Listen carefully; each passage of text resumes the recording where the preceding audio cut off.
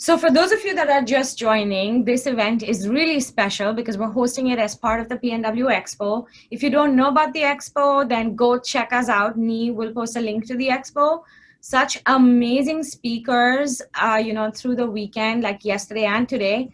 So if you're not signed up and you want to sign up for today, then, you still have a whole day of speakers there. Just incredible. Everything from self-storage to assisted living, and like lots of panels on lending and financing. So much good content. Go, check us out. um and yeah, like I mentioned before, like if you are an attendee, put in the chat box like whose speaker sessions you've heard, and like what your big takeaways have been. So I'm really, you guys, excited to hear from our speaker today, Brett Swarts, because my own investments are often short-term, which means I pay a hefty capital gains tax every year. Brett is here to teach us how you can possibly avoid that. So, I'm really just looking forward to listening to his presentation. Following that, we will open it up for some more virtual networking. Okay, so let's get this party started. I'd love to introduce you to Brett Swarts. Brett is the founder of Capital Gains Tax Solutions and also hosts a podcast. Brett is passionate about educating people in the capital gains tax deferral with a deferred sales trust, and gain freedom from feeling hostage to a 1031 exchange. Then use these funds to invest back into a new venture or invest in real estate at any time, all capital gains tax deferred, which he calls this optimal timing, which is awesome. His experience includes numerous deferred sales trusts, the Delaware statutory trusts, 1031 exchanges, and 88 million in closed commercial real estate brokerage transactions. Brett, welcome to our show.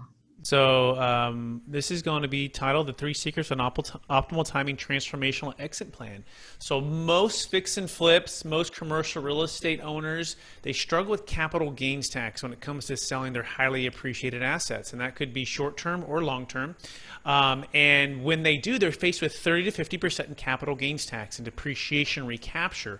So the idea is to defer the tax and use the money that you would have paid to the government to do more deals, right? And it's the same reason you do a 1031 exchange, right? You move the funds into the future, and like if you're attending the event, Mr. Kiyosaki talked about inflation and how debt can be your friend, especially if you're investing wisely, right? And then delaying having to make any tax payments. And so this deferred sales trust is exactly that. So this is Dave, one of my clients. And so we're going to actually center it around a deal story. So Dave sold his 128 unit apartment complex in Georgia. He's from San Rafael, California. He's bought and sold hundreds of properties. And we actually saved his failed 1031 exchange. And then he took the money and he actually invested it with Brian Burke, who's actually speaking in about an hour or two. So this is me. By the way, I'm not a CPA nor an attorney, although we work with some of the best, we believe, in the United States when it comes to this. And in fact, they're my business partners, okay? I'm kind of like the nurse in this situation. I'm actually the third-party unrelated trustee, kind of like a transaction coordinator, kind of like a broker, kind of like a lot of things. But the goal is to help you defer capital gains tax, not using a 1031 if you don't want to. So right now, what's going on, if you're a fix and flip or you're a commercial real estate syndicator, you're looking to raise funds, there's never been a better time to raise funds from the baby boomers, okay? In fact, according to the American Bankers Association, there's about $17 trillion of assets that will pass from one generation to the next in the next 20 years. And this is known as the largest wealth transfer in the history of the planet. Okay? In fact, there's 77 million baby boomers in the U.S. alone, and every single day about 10,000 of them are turning 65.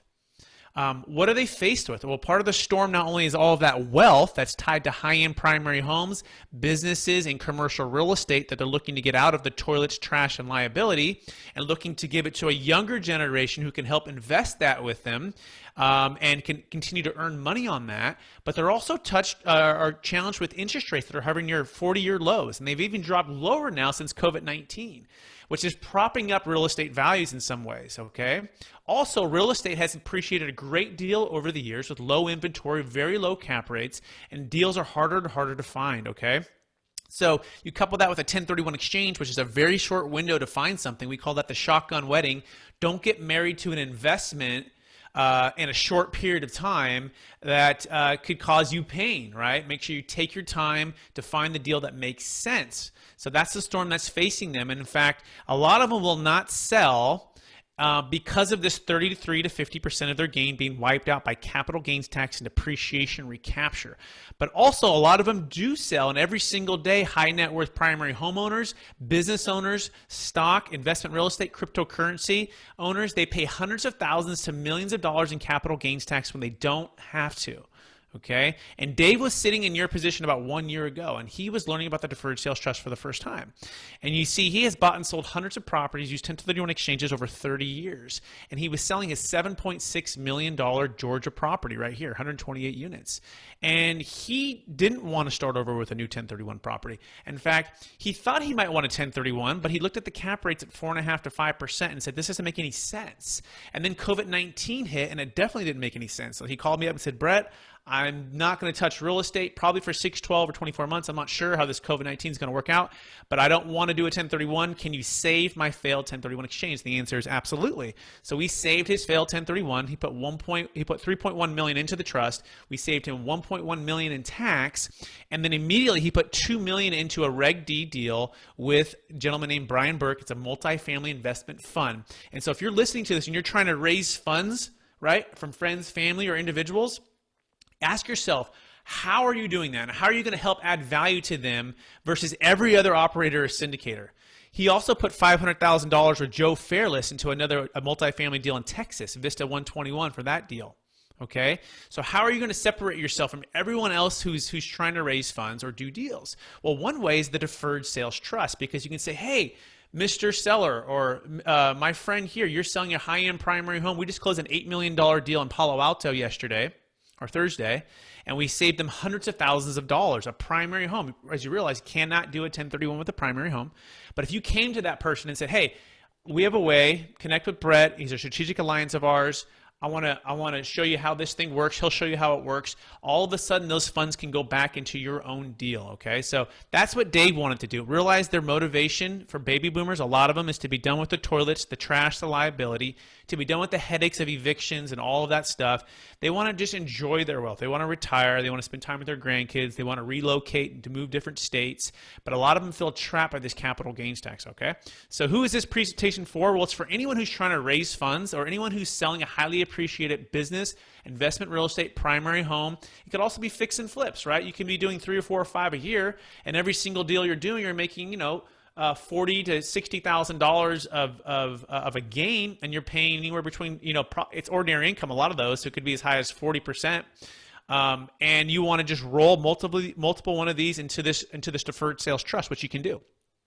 However, realize that most of our deals, to make sense, need to have at least $1 million net of all debt. But if you said, hey, the next fix and flips or the next 15 or 20, I'm going to have that, that's fine. Just realize in the beginning, it's not going to scale until you hit a critical mass of about $500,000 is actually the equity amount. Also, you need to have substantial gain. If you don't have substantial gain, then it's not going to work either, because we're really focused on deferring capital gains tax. So what is a deferred sales trust? Well, first of all, it's just an installment sale. So if Leica were selling a property for $1 million, and Leica said, hey, Leica, I want to buy that deal for $1 million, and let's imagine you owned it for 27.5 years, it was multifamily, it had a zero basis. And I said, Leica, would you carry paper? Can I give you a $200,000 down payment? And if she said, sure, Brett, and she carries paper, she becomes the lender. She's in a deferral state for that $800,000, but that other $200 is taxed. Okay, so instead of paying that, she could say, you know what, Brett, I don't want to do that. Give me a zero down payment, and if you do that, I can defer the tax. Well, that is a deferred sales trust. We're going to go more of that in a minute.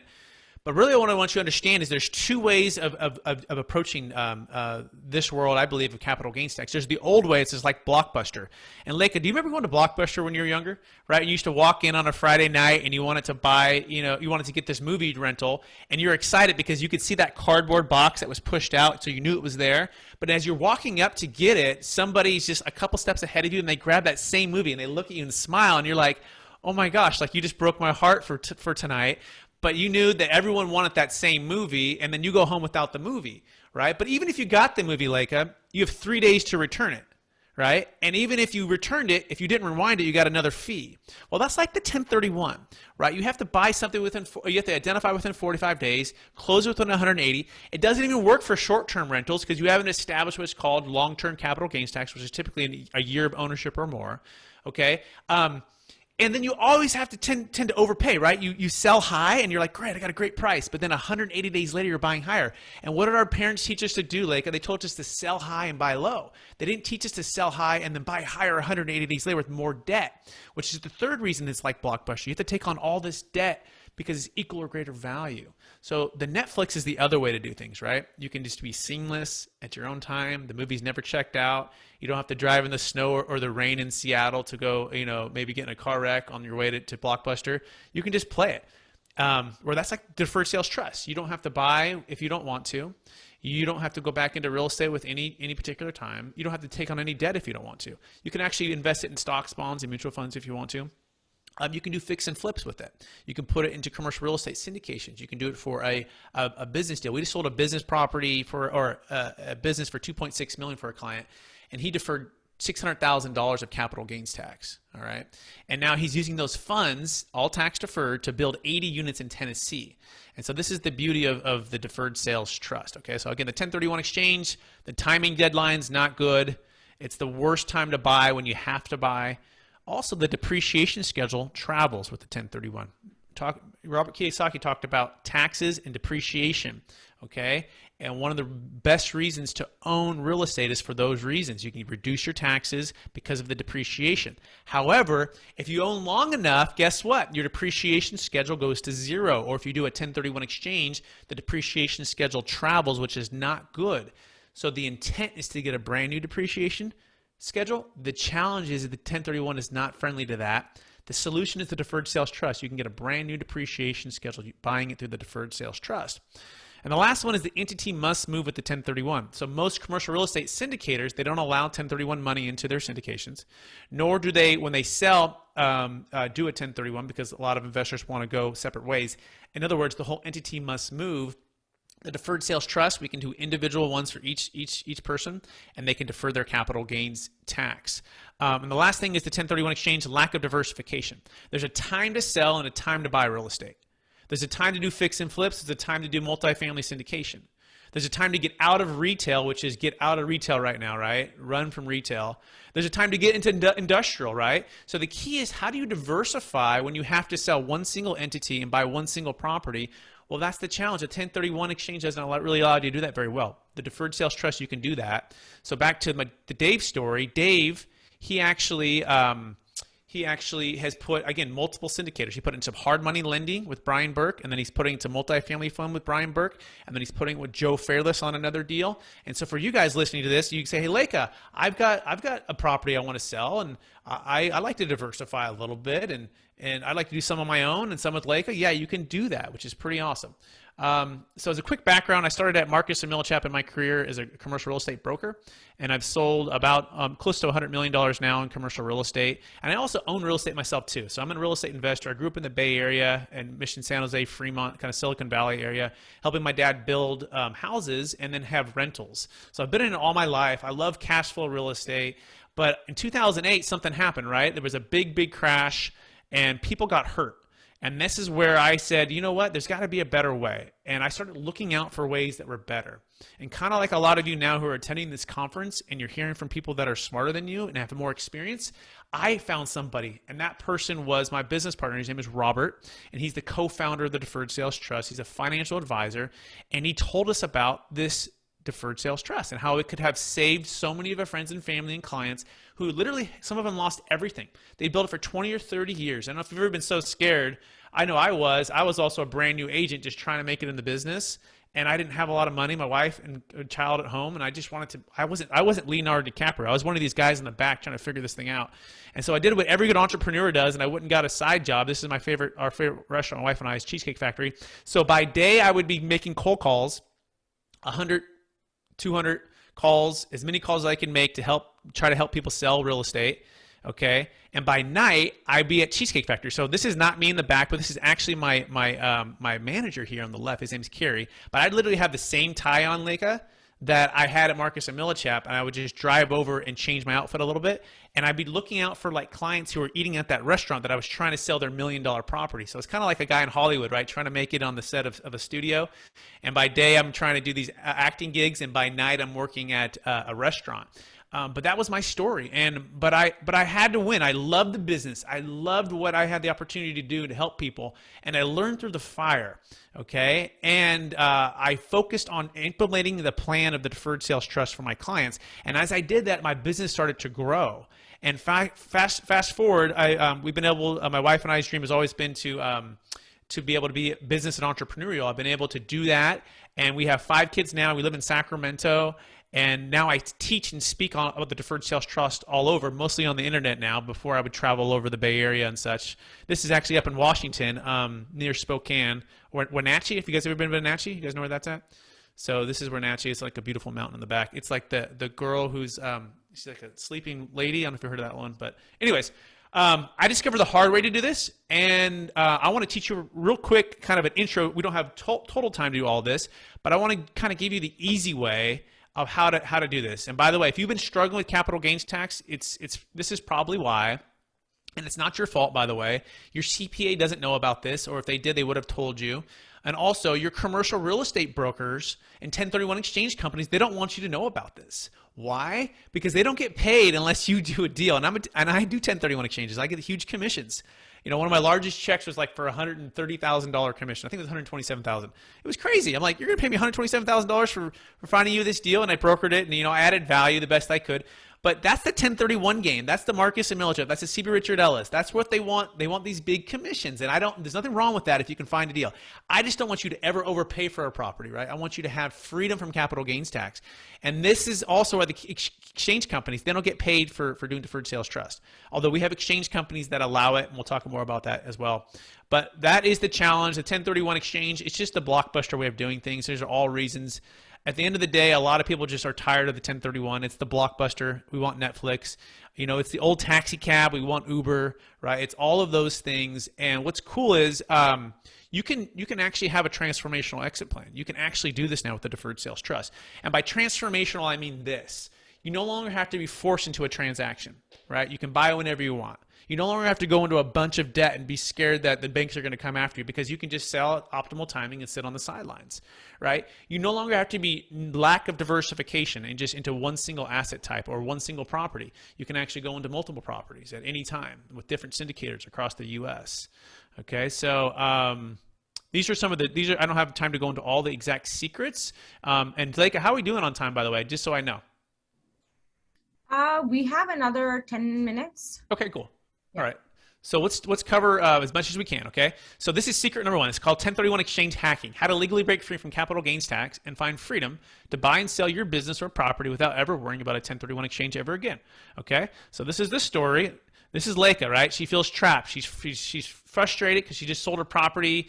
She doesn't want a 1031, or she can't 1031, but she's faced with this huge tax, and then it hurts to have to overpay for property, so she gets a black eye. So this is the story of too many of my clients before I learned about the deferred sales trust. Maybe they want to retire. Maybe they want to put into another deal. Maybe they want to start a business, right? They want something else, but they don't have the bridge to get there. They don't know how to get there. And so what's step number 1? Well, step number 1, Leica, is what's determine your capital gains tax liability. So Leica, on your deals, how much tax did you pay last year, if you don't mind sharing, on your flicks and flips? A lot. That's what I can say. And my CPA is on here. So she'll come. Okay, a lot, exactly. And Leica, do you want to pay that? Would you like to defer it? I would love to defer it, Brett. Okay, great, right? And so again, we define winning as tax deferral. We define losing as paying the tax. So and then Leica, what's your ideal wealth plan? I mean, why would you like to defer? I mean, let's say you could save 30 to 50% on every deal moving forward. Do you think you could perhaps be 30 to 50% ahead in the next 3 or 4 or 5 years if you continue to do that? Oh my God, I could buy buildings. Right? Why not, right? Why not level up and do some bigger deals? Now, Leica, also, if you're looking to raise funds, and maybe you are, maybe you're not, but if you could help other clients, I know you're a top realtor too, and I don't know if it's Seattle, Bellevue, or exactly where you're at, but people selling these big high-end primary homes, do you think you might be able to win some new listings if you could walk in to say, hey, you're selling your $5 million home, it doesn't qualify for a 1031, but it does for a deferred sales trust. May I win your listing? Do you think they're going to list for you for full list price, or are they going to Redfin for 1.5%? Oh my God, the amount of just knowledge and more I can give to them just in terms of resources, like that's huge. Yep. And then they could sell that house and you get the listing, right, which is pretty cool. And then the funds are there, and then they can invest with you on a fix and flip deal if you wanted that, right? Versus going to a hard money lender at 12% and paying 2 points. That's correct. Okay, here we go. All right. So that's step number one. We're going to envision that wealth plan. We're going to help Leka, get that. She already has it in her head, but we're going to pull it out slowly with her, okay? But then we're going to look at a side-by-side comparison. And we're going to say, Leka, what are you doing now? And she's not even doing a 1031 because she can't. So I think this will be a no-braining for her. So she's just going to do the deferred sales trust. But imagine she could. We're going to say, okay, Leka, let's match this up. Which one helps you to get to where you're going? Okay. And it could also be, hey, I want to buy some deals and do some cost segregation. Right. That's cool. You might be, hey, I want to do some opportunity zones. That's cool. Whatever that is, let's compare that versus the deferred sales trust.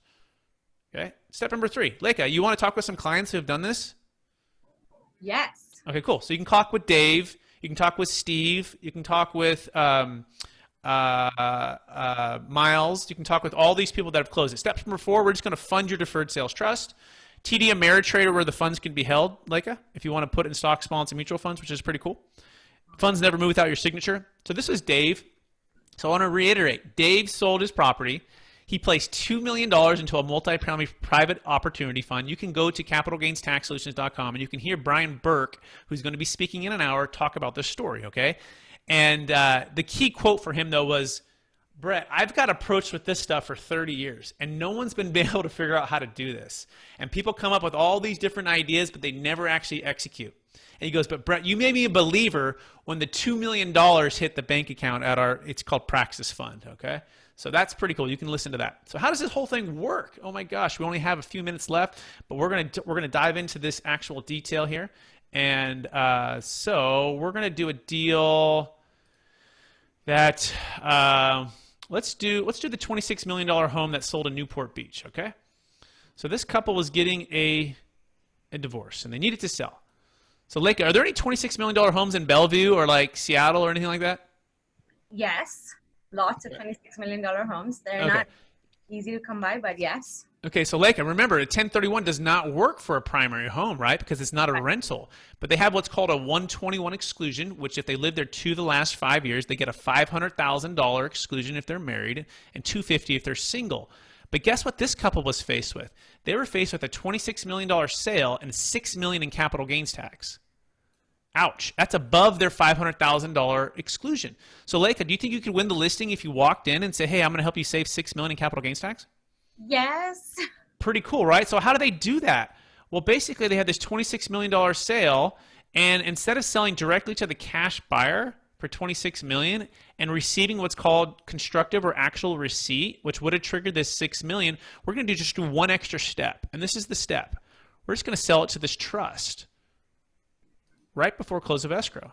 And guess what, Leka? If the trust buys it for $26 million and turns around and sells it for $26 million, how much gain does the trust have, Leka? 0. So how much tax does the trust owe on 0? 0. Okay.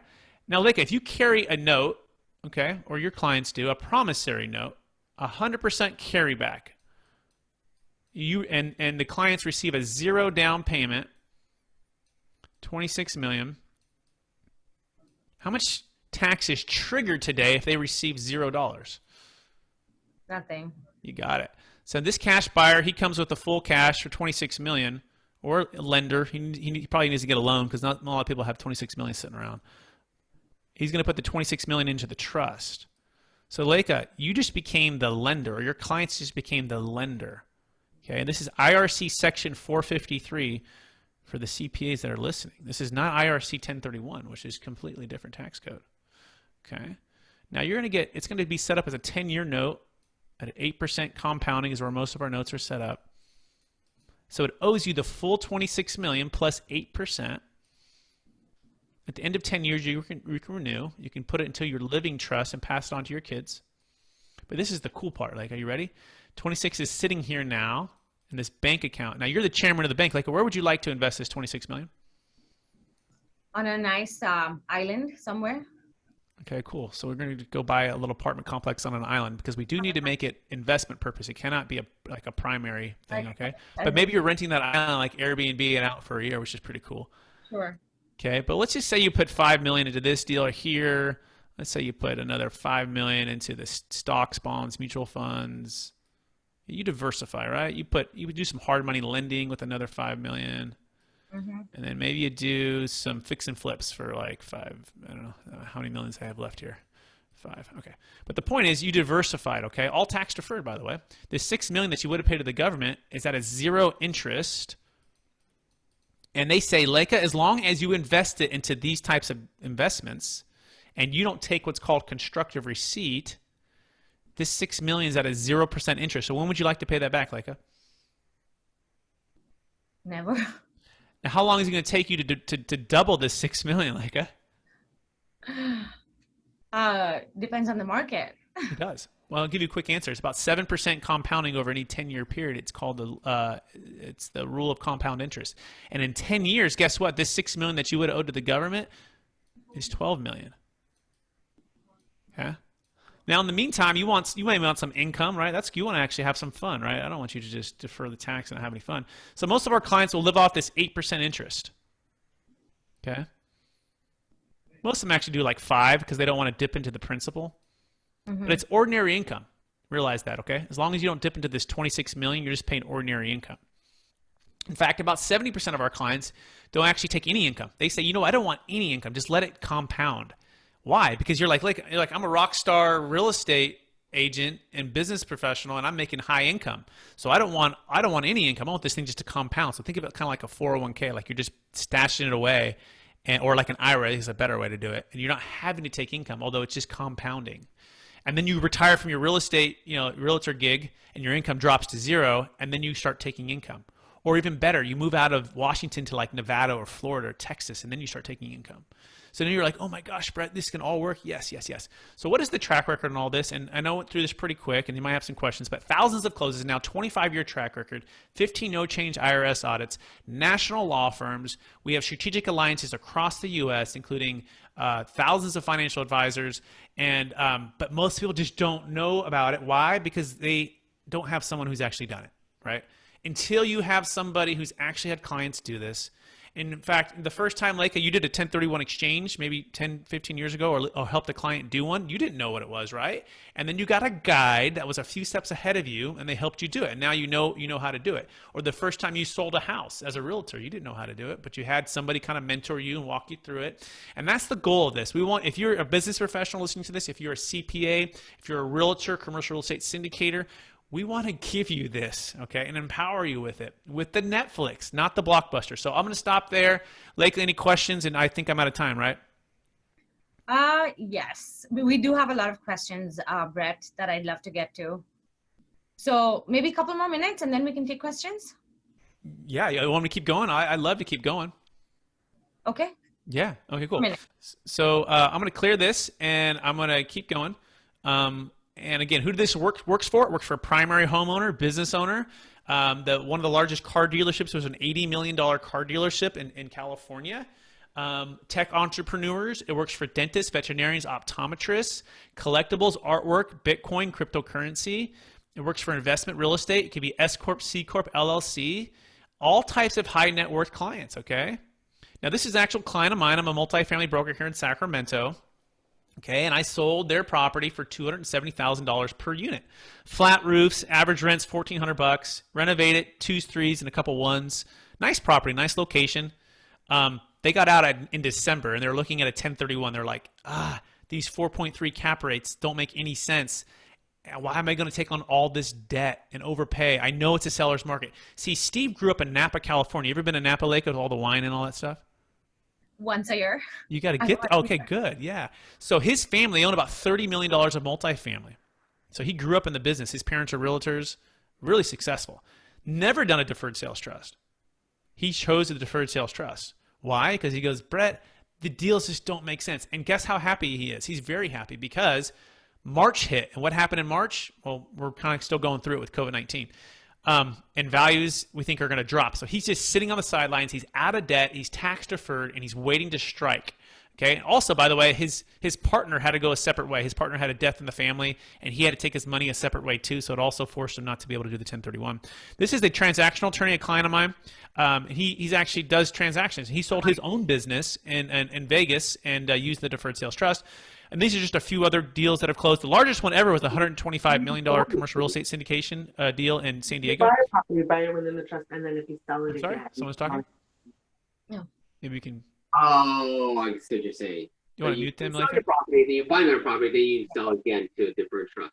And at that point, Okay, I'll keep going. All right, so here's a few other deals here. This is a deal I did in Silicon Valley in Cupertino, next to Apple headquarters. She sold her house for $3.1 million. Could you imagine buying near Apple headquarters like 20 years ago, and then your house just going through the roof? Okay, they're next to the $5 billion campus. All right, so she primary home, we saved her about $400,000 of tax. So what I'm getting at here is what's called wealth transformation or optimal timing. Okay, it's more than just a transaction. It literally is like the Swiss Army knife. Debt freedom, tax deferred, wealth diversified. Okay, multiple product types, wealth liquid, time to enjoy wealth if you want to, opportunity to grow wealth at optimal timing, legacy wealth transfer. Okay, and the biggest thing you get is, Brett, this is too good to be true. My CPA would have told me about it, and we get it. We get it. Look at the evidence. Thousands of closes, billions under management, okay? 25-year track record, 15 no-change IRS audits, literally batting 1,000 with the IRS. Leica, do you imagine if you and I got audited right now with our business IRS audit, do you think they would find even one little thing to change, like such as like, you went to that, you know, I don't know, that restaurant with that client or whatever. You guys don't have the Seattle Supersonics anymore. You went to the Seahawks game and you saw Russell Wilson. That's not really business. I mean, right? I mean, something along those lines, right? They would make a change on our audit between you and I. Do you think they would? Oh, yes. Okay. So do you think the IRS, when they're doing these big audits, would try to find even just one thing to change on these? Oh, yeah. And guess what? They found zero. There's been zero change audits over 15 times. They include 3 formal audits, okay? There's also a private letter ruling, okay? We also work with some of the best and biggest financial money managers in America. SEI. SEI manages the MLB pension fund. They manage the Mercedes-Benz pension fund, okay? We have really high net worth profile people that we can't share, but that have done this deal, okay? So how do we know it's legal? Thousands of closes. The attorneys provide audit defense. The funds never move without your signature. They're held in a bank account. It's a multi-billion-dollar bank that protects the funds. As a trustee, I can't move the funds, okay? So I think we're out of time now for sure, right? Yeah. We can open up for questions. Yes, I'm gonna just fast forward. I want to fast forward to the very end. There's so much more here. I know you probably feel like this little girl right here, just a fire hose. Okay, I just want to fast forward. If you are interested, please reach out to Leica. Okay, we have a little partnership going. Mention Leica or reach out to me. If you're a business professional, you can go to experttaxsecrets.com. Okay, and you can get equipped with this to explode your business and add more value, we believe, than anything else out there. You can just explode your business. If you're an actual person selling something or an owner of something, go to capitalgainstaxsolutions.com. Business professional, experttaxsecrets.com. But please mention Leica, okay? And with that, I will pass it back to you, Leica, or open to questions. My God, Brett, you are blowing my mind with all this information. It's been amazing. So we have a lot of questions. We're going to try and get to as many as we can. I do know that there's another keynote going on at 10:45. So if you have to jump off and go listen to that, feel free. This is recorded. But here we go. So Ingrid, where are you, Ingrid? Okay, Ingrid says, is there a dollar minimum to qualify for capital gains tax deferral?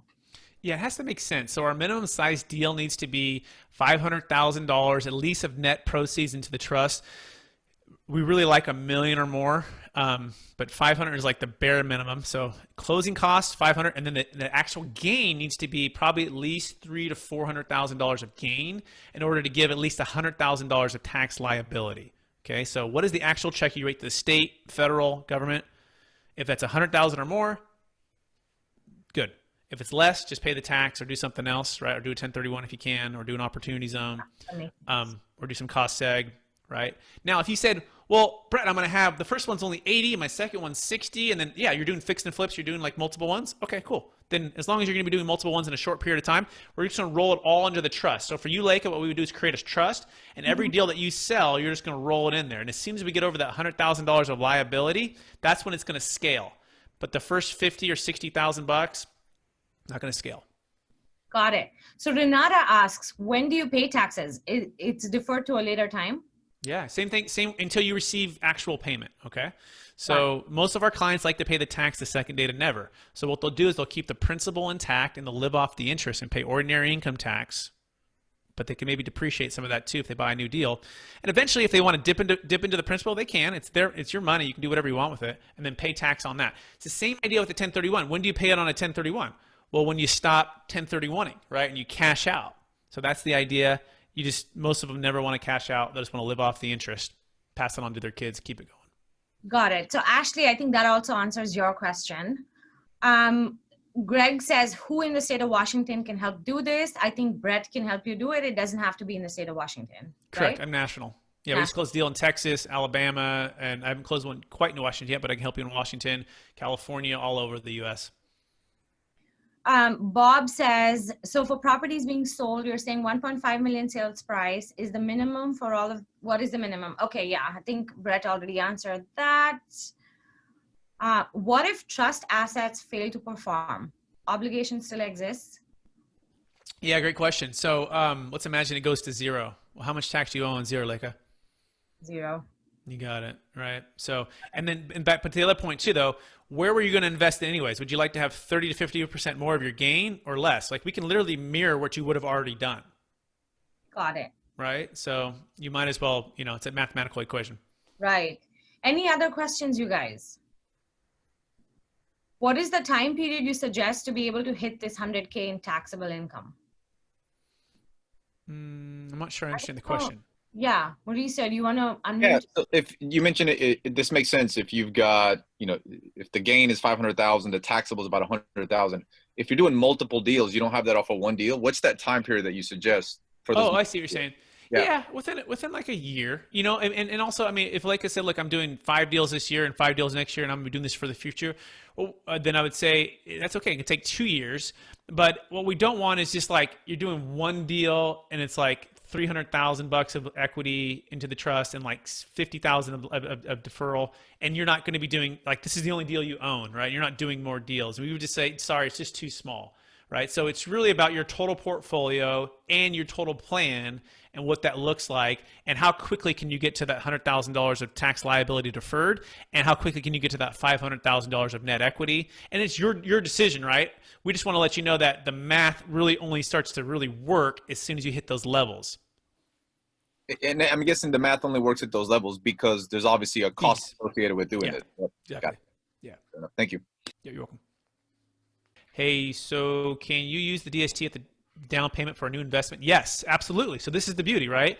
So if all we were doing was just moving this into stocks, like I'm not excited about that, and probably you're not either. We're here for real estate, right? But I'm going to give you the most prolific deal story ever. 2006, a deferred sales trust client. This is before my time. This is my business partner's deal, Roberts.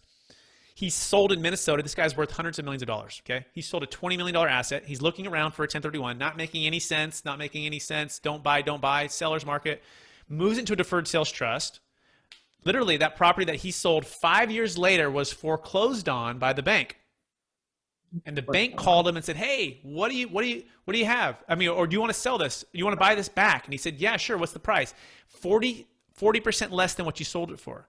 So he used the funds from the deferred sales trust into an LLC, all tax deferred, to buy back his property that he had sold 5 years previous at a 40% discount. Okay. And he used that as the down payment to buy that. So that's what's called optimal timing and eliminating the need for the 1031 exchange forever. You never have to use it ever again if you don't want to. Okay. So the answer is absolutely yes. What are the fees? What are the fees associated with? Oh, sorry. Go ahead. Yeah. Okay. What are the fees? So basically 1.5% one time to the tax attorney to set it up. 1.5% recurring. That goes to the trustee and the financial advisor. Okay, no matter how and where the funds are invested. Okay, whether you go, well, I want to put it into real estate or I want to put it into stocks. It doesn't matter. It's 1.5. Doesn't matter where and how it's invested. If you're doing your own or with partners, it's always like 1.5. Now, if you do like really big deals, right? Like we're We're closing a $5.5 million deal, and that one's a little bit lower than 1.5. Okay, so the larger the deal goes, we have some break points there. So that's the first question, or answer to the first question. There's like a tax return fee for the trust, and there's there's a miscellaneous bank fee, but the goal is 8% net of all recurring fees at the end of 10 years. Okay, and every single deal, by the way, over the last 20 something years has been able to do that. And also to the point about the stock question, you can put it in stocks, bonds, and mutual funds and just sit on the sidelines. And so in 2008, when the market was down 30-40% on the stock market, we worked with some of the best money managers in the US who hedged. Do you guys see the movie The Big Short? I'm sure you have, right? Or read the book? Yeah. Do you remember how they hedged and they took a short position and they made a bunch of money? Well, this is what they did too, but they do it with stocks and they do it all the time. And so they hedged and they only lost 4.5% in 2008. So think about it. You sell high, you put it in a hedge protected position. You're just kind of preserving your wealth. The market goes down 40%, but you only lose about 4.5% in the stock market. The next year they're up 25%. And then the idea is to buy real estate, and real estate typically takes a few years to really tumble from an economic crash, right? Like we don't anticipate what's happening right now to affect real estate maybe for another 6, 12, 24 months, really to the bottom. Like we don't know the ramifications of it. Hard to predict that stuff, but that's what happened in 08. 08 it hit, 2011 was the low, okay? So you can put it in protected, safe stuff, debt-free on the sidelines, and then put it back into real estate when you want to, all tax deferred. That is great. I highly encourage you guys to reach out to Brett if there's any more like further clarification you need on this process. It's not a simple one to understand, but I mean, Brett is the guy. He's done this a long time. He is super knowledgeable and just so easy to work with and talk to. So I highly encourage reaching out to him. Brett, any final words on this? No, just take your skepticism and put it to the side and test all of this. Get to know us, talk to our clients, look at the track record, bring in your CPA, right? Bring in your trusted advisor, right? Make sure you're dotting every I and crossing every T. Like we do this all the time. Last month alone, $400 million across the U.S. closed in the deferred sales transactions with all of our strategic alliances. If I had closed all 400 million myself, I probably wouldn't be here. No, joking, I probably would. But it's happening. It's here. Come. What's that? We would have still made you come.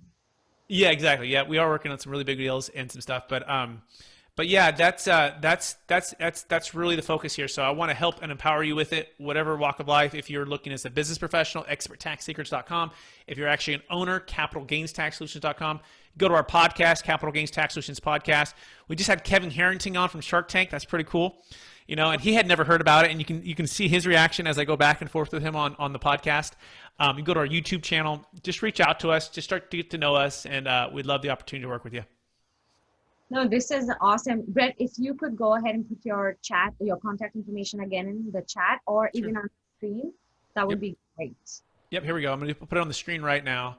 So there it is. But make sure you mention Aleka.